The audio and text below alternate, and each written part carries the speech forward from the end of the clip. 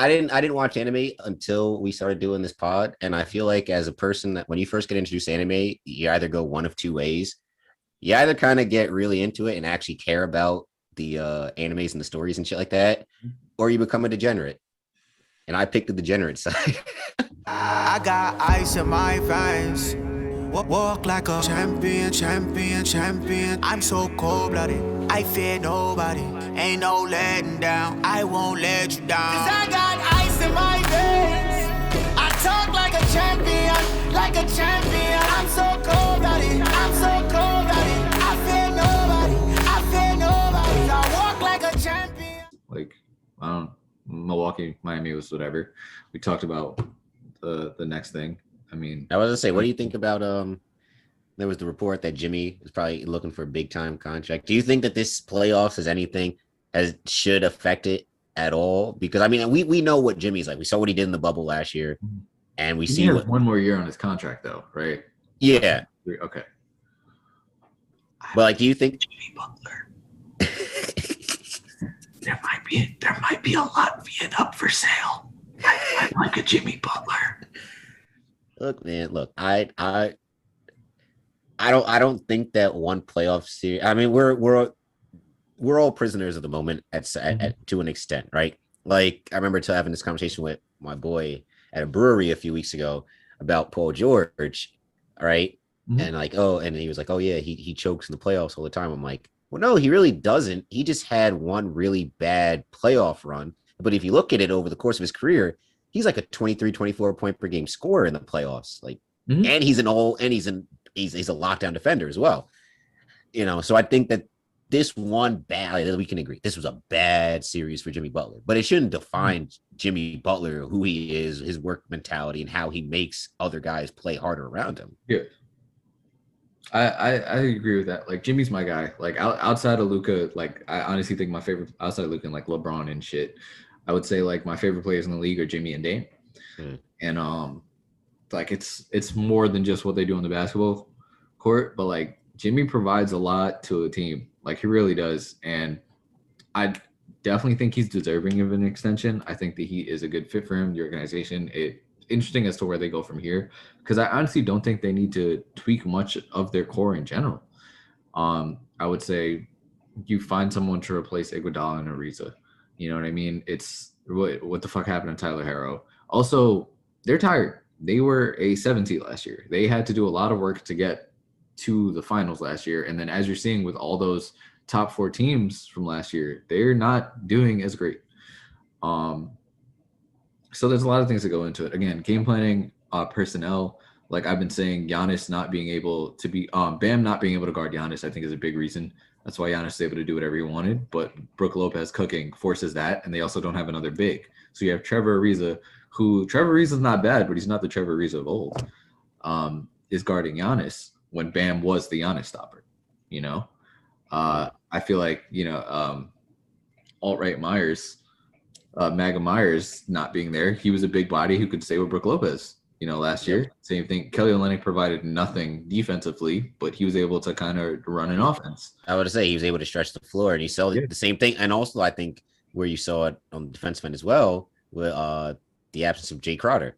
Yeah. Jay Crowder, you could have thrown Jay Crowder at Giannis at points in this series if he was still on and another person to stretch the floor. That combined with the young people who showed up last year really not doing the same thing outside of Duncan Robinson, who is going to be a free agent. That's a lot of things. We already knew Tyler Herro. Tyler Herro couldn't even really get on the floor. He did not have a good year this year. Kendrick Nunn was there. He was just, kind of cold. It is what it is. I don't think the Heat need to blow it up. They are in a position that they can make tweaks. A lot of those players are on rookie deals or like just low deals. Can they pay Jimmy? Yes. I think Jimmy is deserving of it. But all I'm saying, there's a 7'3" Latvian who would pair very nicely with Bam. And, he's under contract already. So I could do it. If Jimmy Butler was on the Mavs, I've been wanting him on the Mavs. I'm okay with that. Also, last thing in the East, the breaking news of Danny Ainge stepping down. And our favorite coach on the Saratoga Sports podcast, Brad Stevens, taking over basketball operations, but also stepping away from coaching. Bro, honestly, this like I woke up at 11:30, looked at my phone, and I was just scrolling, like you just scroll through the notification on your phone, swiping away. And it said it was something from like Bleacher Report. It's like, oh, the backlash or something like from the Brad Stevens, whatever. Then I saw my text messages, and it's my dad and my brother texting back and forth about Stevens. I'm like, the hell happened to Stevens? I go on, I see the watch thing. I'm like, bro, this like this is something that I know Brad Stevens' name has been on like the hot seat or whatever for the last like year or so. Yeah. I don't think that he's a bad coach. I thought that this year, not to say like he deserves a pass, but the Celtics did deal with a few things. And I would say the playoffs, I don't even count this against Stevens. Like you don't have the playoffs, but the regular season, no, he doesn't get a pass.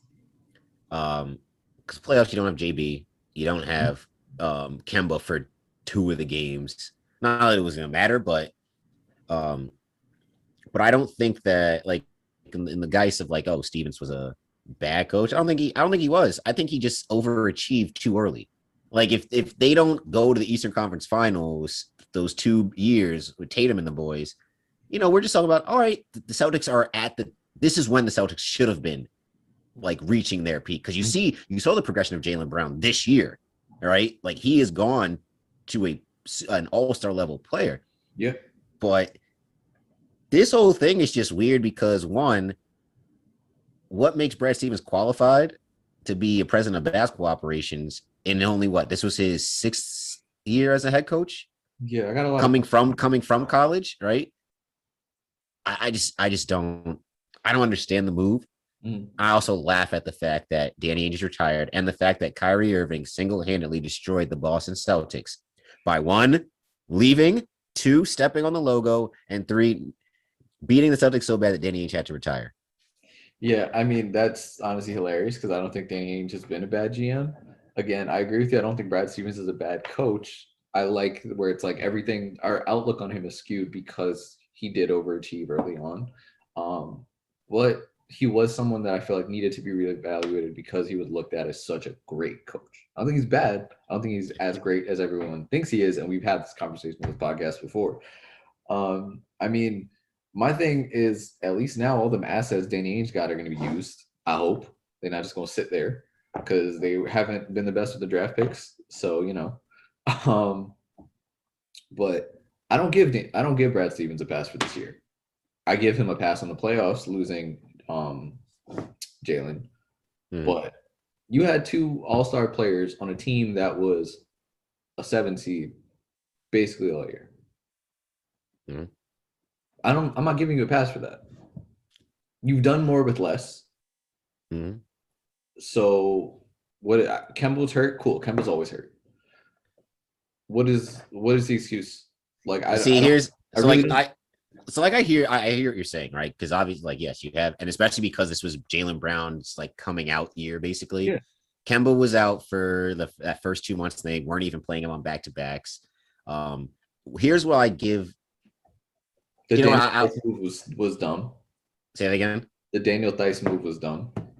And that's where I'm going with this, right? So like there can be blame on Stevens' part, obviously, this year, but he was not helped at all by Danny Ainge. You look at outside of Kemba, Jason Tatum, Marcus Smart, and let's say Marcus Smart, Jaylen Brown, and Tristan Thompson. Yeah. What else is on this team? You're relying on guys like Grant Williams, Peyton Pritchard, guys you draft. Semi Ojeleye, these young guys, you're expecting them to be key role players. Like the only one that was really, and I think the big where we do see development is Robert Williams, Time Lord. He's going to be really good. Like I kind of have him in the same kind of breath as Mitchell Robinson. Like they're going to be 2 guys that are centers long and just going to be really, really good for a long time. But outside of that, when Tatum, and especially with Tatum dealing with the COVID stuff and all that other, related to that, when he went to the bench, they had no bench. They literally had no bench this season. Like, yes, Steven should have adjusted. There could have been times where Steven's adjusted. At the same time, Ainge has not done a good job of, after they reach the peak of the Eastern Conference Finals, getting that next piece or getting that like one thing to put them over the hump. And that's where I think Danny Ainge failed the Celtics more than Brad Stevens. Brad Stevens is at fault. But when in the grand scheme of things, Danny Ainge did not help out Brad Stevens one bit. To me, based on this year, this is a situation where you go, all right, I'll give you a year or two and see what happens. Like, I don't think, but I also don't know if Brad Stevens, like, they told him, nah, we don't want you to coach anymore. If he himself was like, I think I'm just going to focus on one thing right now. No, he said he was tired. I don't know the big specifics, but I know in the article that I think Waj had tweeted out, it was Stevens said he had, the bubble tired him out, right? The coaching from the bubble tired him out, and this year tired him out too, with all the COVID restrictions and all the other blah blah blah, right? So I think they probably knew that Ainge was gonna leave. Because it's like this, for it to be just so sudden, like after, like the day after they lose in the playoffs, means that they knew this was coming. This wasn't like a bombshell, like, oh, he's just gone. So they knew he was going, which means Stevens knew that he was probably going to be promoted to president of basketball ops. It was just a case of, are you going to remain the head coach? And he probably was just like, nah, I can't do both. Yeah, I mean, shit, I don't blame him for not wanting to do both. It's a lot of pressure, and I mean, shit. What's he going to be, Doc Rivers? Trying to do both. Doc Rivers, Stan Van Gundy, Jason Kidd with the Bucks. Like, doesn't, the track record of that working out great is not very high. Mm-hmm. So I'm not mad at it. It's just, again, like, what are his credentials to feel like he can really go and put a team together? Where, that's going to be a TBD type thing. And I don't hate the Celtics. I do like Jason Tatum. I like Jaylen Brown. I like Marcus Smart. That's another player that I've always wanted in the Mavs just because of what he brings and his fit. But I don't know. It's a weird place for them. To me, it's like, I feel like a team that you would feel like would be in a situation like this more so would be like the Blazers or something, as opposed to the Celtics. And part of the reason is because they have all those pieces, all those young players and things like that. But then again, now Brad Stevens has a lot to work with.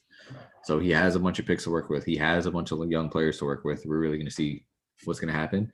And then also Coach K is stepping down after next season. I'm telling you, we're starting the rumor. Coach K to Boston. That's honestly, that was my first thought. telling you, man. It all seems too coincidental. Mm-hmm. But, and back to the Ainge thing, I mean, look at when the Celtics made it to the Eastern Conference Finals, right? With Tatum and when they weren't supposed to. When they weren't supposed to, right? Rookie year. Yeah. All right, you had Gordon Hayward, right? Mm-hmm. He came back from injury, and they totally botched his return. I think we all know that. And then you have the Kyrie thing and him basically quitting during that Milwaukee series, right? But over the course of that time, the last 3 years or so, look who got better in the East and like drastically got better, right? Mm-hmm. The Nets went from, a 6 seed, right, with just having D'Lo and Caris LeVert to now they have a big three of Harden, Durant, and Kyrie, right?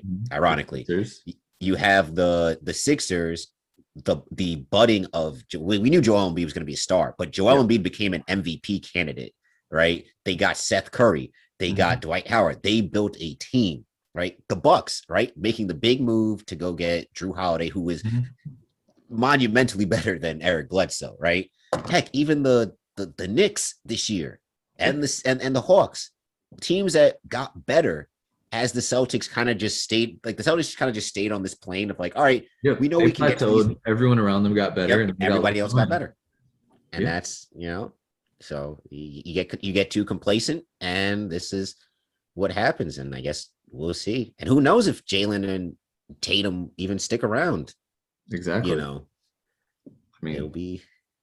Listen, if they lose both of them, I could see Tatum. I could see Brown leaving. Yes, I can't. Just because of and especially all the the non-basketball related things that have been associated with Boston. Yes, and the fan base and things like that. I could see a guy, especially of Jaylen Brown's stature, who is we know he's big on the social justice movements and he's 7'3" Latvian.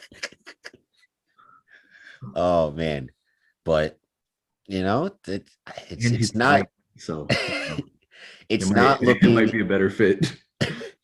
It's not looking good for the state of the Celtics organization right now, and I, for one, love it. Not because I don't like the Celtics organization. I could care less. They're a rival team, okay, but I do like Jason Tatum. I do like Jaylen Brown. I'm iffy on Marcus Smart because I don't really particularly care for how he plays sometimes, and we all know he's a guy that if he was on your team, you'd like him. Yes. Yeah, but you hate him because he's not. Yeah, and we love Kemba, but outside of that, I hope the Celtics never win. I hope because the city of Boston sucks. I wrote an article about how like Kyrie voiced his concerns before Game 3. He was like, "Yo, just keep it strictly basketball. No race and belligerence." And what happened? Racism and belligerence. She's crazy. He was just like, and what's wild is that people were like, "Wow, Kyrie, how could you say these things?" He was like, "I didn't." Everyone's like, "Wait, he didn't say it. All he did was just ask, yo, keep it like, you know, Kyrie Keep sucks about chance." basketball, guys. Yeah, like Kyrie sucks chance. Cool, like that's basketball, like trash, blah blah.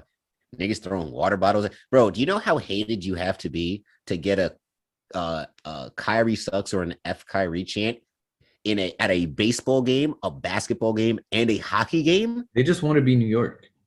Bro, That's but it. even They New York, just want to be New York because but even New York doesn't do that because I don't remember because there was a fuck out Tuve chant at the Knicks game. Really? Yeah. Oh, I didn't see that. That's peak New York. At game 1, they had like Altuve chants in game 1. Wow. But that's peak funny. New York. That is peak New York. Yeah. That's but funny. also the Astros won a whole fucking the World Series off cheating. So it's a bit different than Kyrie. Yeah. But at least they're still up 3-2 because I don't remember hearing a FL Tuve chance at the Islanders playoff games. So yeah. Oh man. Yeah, that's it for us this week, guys. No anime book club this week. We're gonna wait until we're at full strength. And again, this episode's gonna come out on Thursday, but starting next week, most likely episodes will start coming out on Friday. We're kind of shifting everything down a day, just to make life work a little bit easier. But we're still there. Make sure to go follow us on Instagram and Twitter and TikTok at Sartobi Sports. Shout out to everyone. I don't know if y'all gonna get this far if y'all listen to the podcast, but all the new people who've checked out. If you're not following us, go follow us.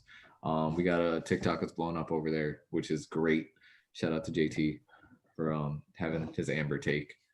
Toxicity at its finest. Yeah, and that's and you guys can follow me on Twitter at Offended Normal. That's pretty much it. All right, look at that. Made it to the pod. All right. You already know. Follow me on Twitter, J_Thomas_24. Yeah, man. It's just living life, living La Vida Loca, getting ready for playoffs. The second round. Let's go. Yeah. Let's go, Mavs. We'll catch y'all next week. I got ice in my veins. Walk like a champion, champion, champion. I'm so cold-blooded, I fear nobody. Ain't no letting down, I won't let you down. 'Cause I got ice in my veins.